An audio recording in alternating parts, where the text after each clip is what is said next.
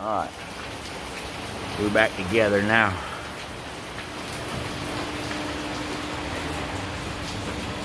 Now, I got my deep fryer. I'm going to make a stainless steel lid to go over it. Cover it over, and this is getting a stainless steel piece right here. More to come. Got the grill mounted in it. It's on. Top. Oh. I'm going to put a cutting board here still. Got my antennas in here. Grill in there. Oh yeah.